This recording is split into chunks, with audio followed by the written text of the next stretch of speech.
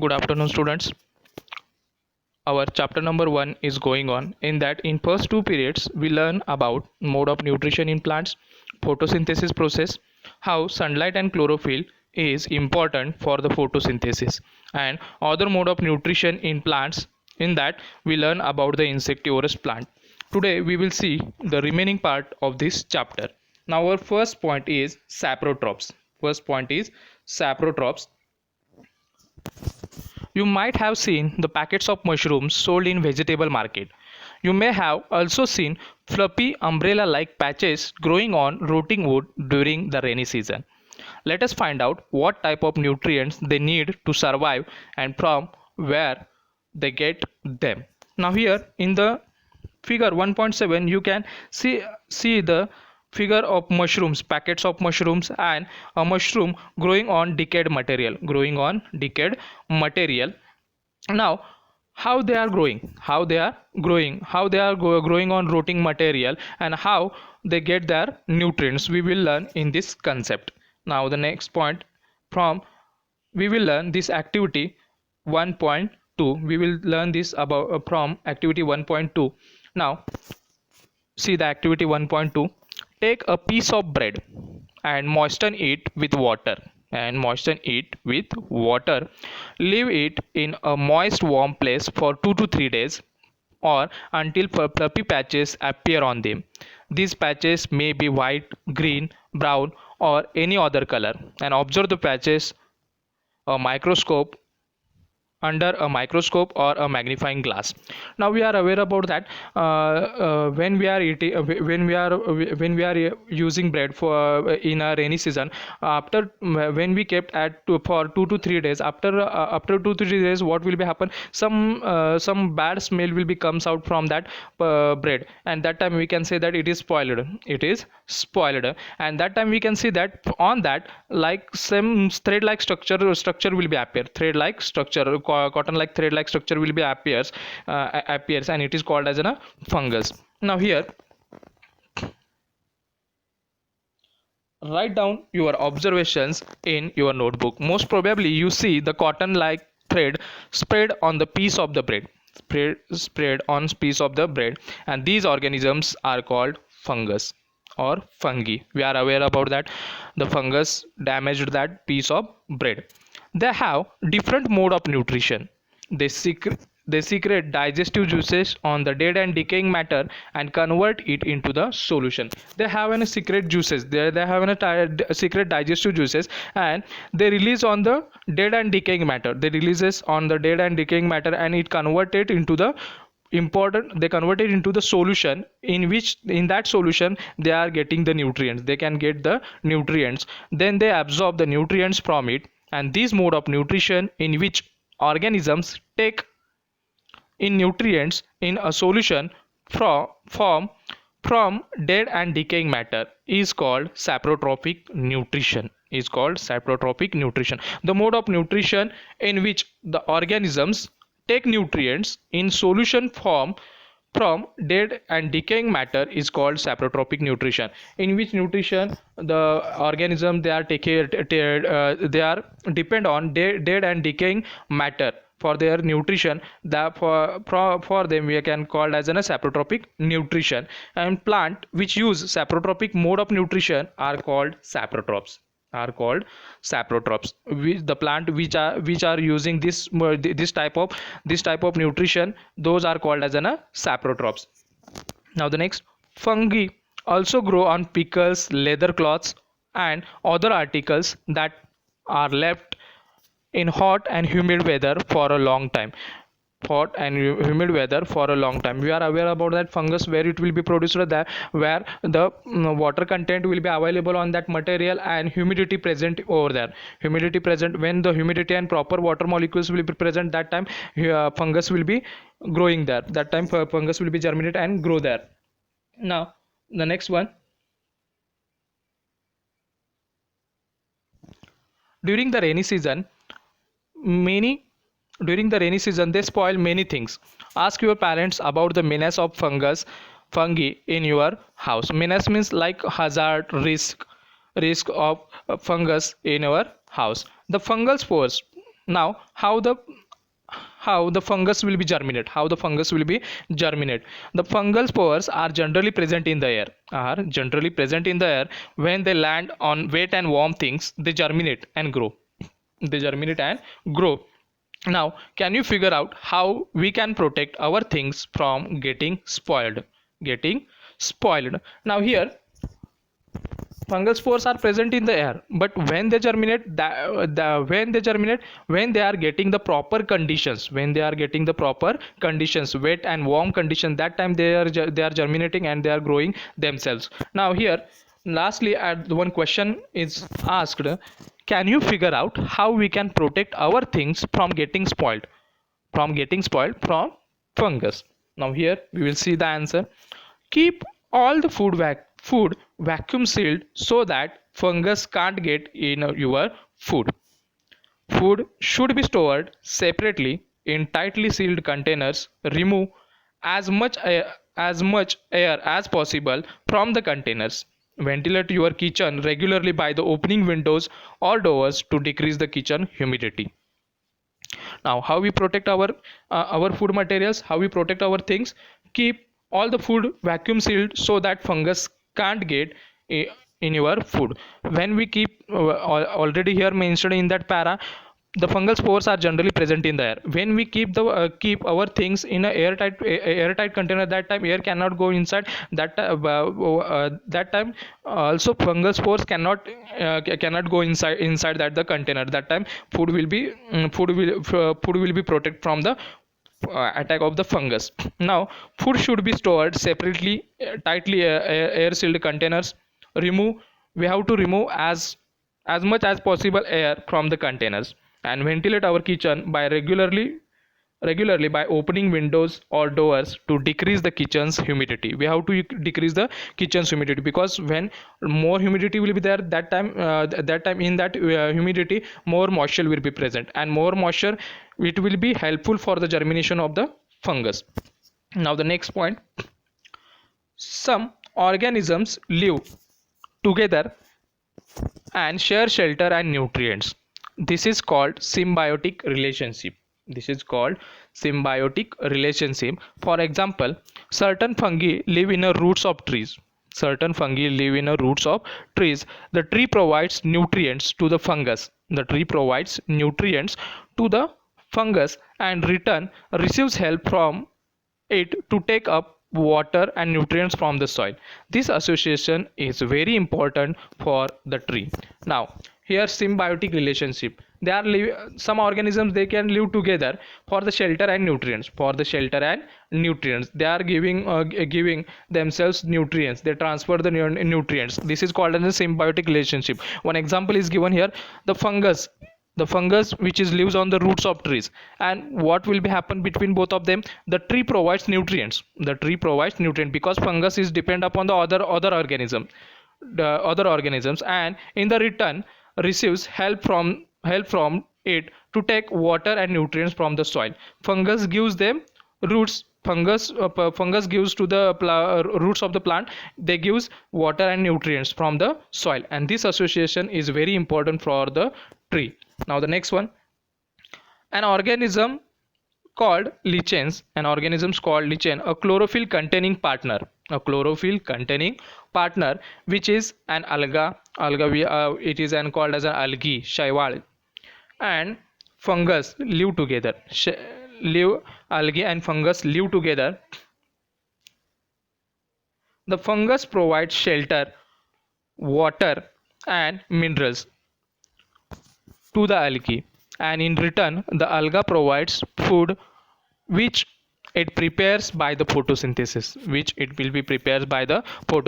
Now at the starting of the chapter, we are aware about that algae is a one type of plant which can produce their one type of organisms which can produce their food by the process of photosynthesis. In this example, these two things are living together, algae and fungus. And how they are performing the symbiotic relationship?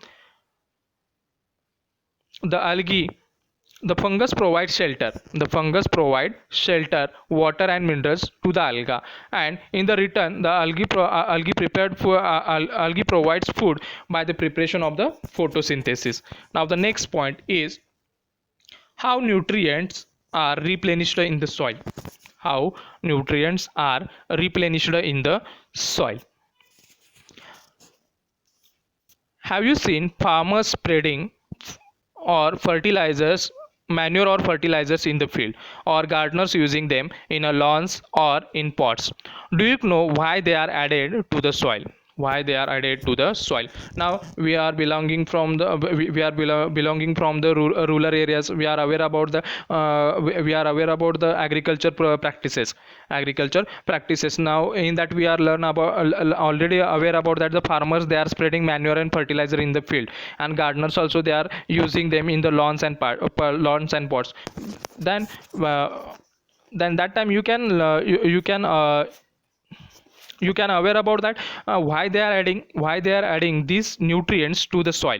Now here the answer is the answer we are aware about that because to replenish the nutrients in the soil. Now you learn that plants absorb minerals nutrients from the soil. We are aware about that when the photosynthesis process, in the photosynthesis process we are aware about that plants are absorb water, minerals and nutrients from the soil. So their amount in the soil keep on declining. So their amount of soil amount in the soil keep on declining means reducing. Suppose the plants they are using these minerals and all the nutrients, that time what will be happen, the amount of these nutrients will be declining, will be reducing in the soil.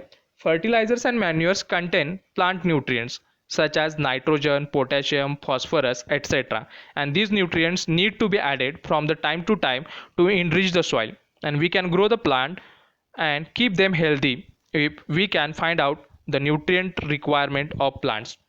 Now we are aware about that. Suppose one plant will be there, suppose we will think about one plant, maize will be there. When the farmers they are taking the plantation of the maize, that time what will happen, plants suppose it requires nitrogen and it absorbs the nitrogen which is present in the soil.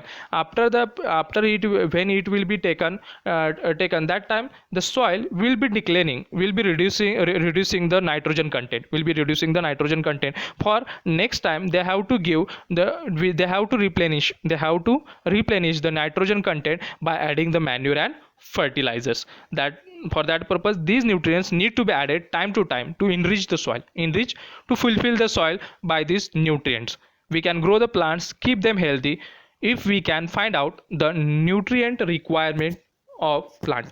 Suppose different types of plants are there like maize, paddy, other plants are there. Different plants they require different type of nutrient. Suppose for the maize nitrogen, for the other plant potassium, other things will be phosphorus. More amount of phosphorus will be required. We have to find out the nutrient requirement of that particular plant. That time we can grow the more amount of that particular plants, or we can get the more amount that plant or grains. Now usually crops require lot of nitrogen to make proteins. After the harvest the soil become deficient in nitrogen.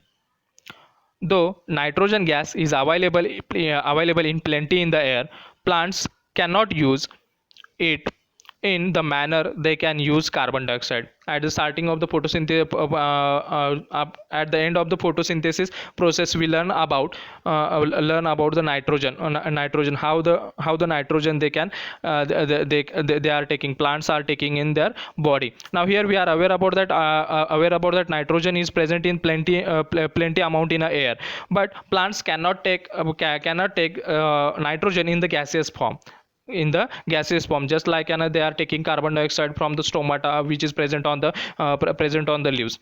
They are required nitrogen in the soluble form. Here see, they need nitrogen in a soluble form. The bacteria called rhizobium take atmospheric nitrogen and convert it into soluble form, but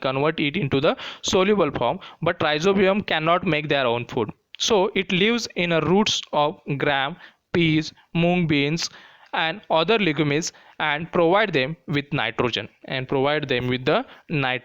Now one bacteria is present in the soil. It converts the air nitrogen, it converts the gaseous nitrogen into the soluble form and soluble form and soluble form. And when it converted into the soluble form, the plants, they are using this type of nitrogen. But rhizobium, it cannot make their own food, and it is depends upon that particular plant, the nutrients from that plant. Gram, peas, mung beans, it is called as a leguminous plant. And from that plant, from them it provides the nitrogen, and most of the pulses are obtained from the leguminous plant. In return, the plants provide food and shelter to the bacteria. We are learning about the symbiotic relationship. In this, two organisms or organisms, they are living with each other. They are sharing shelter and nutrients. Now here what will be happen? The plants, the leguminous plant and rhizobium, they are living in the symbiotic relationship. Rhizobium, what they are doing, they are giving they are converting nitrogen in the soluble form. That's why the plant, they can use the soluble form of the nitrogen and they can make their own food. And after that, when they are preparing the food, that time they are provide the food and shelter to this bacteria, which is called as a rhizobium. Thus they have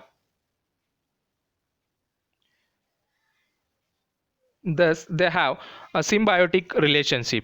This association is great significance for the farmers. They do not need to add nitrogen fertilizers to the soil in which leguminous plants are grown. When the farmers, they are planting this leguminous plant, that time farmers are not required to give the nitrogen to the soil, because these symbiotic relationship is going on in that particular soil. That time rhizobium is converted air nitrogen into the soluble form. Then plants, they are using this soluble form of nitrogen, and they are converting this nitrogen into the proteins and other things, and afterwards they are providing the shelter and food to the rhizobium. In this way they are growing, and that time farmers not required to give add the nitrogen fertilizer in the soil. In this chapter you learn that, now here our chapter is completed. In this chapter we learn about the plants are autotrophs. They are make their own food. Only few plants adopt the other mode of nutrition, like parasitic. They are depend upon other plants. And saprotrophic, saprotrophic means they are depend upon dead and decaying matter. They derive nutrition from other organisms. All animals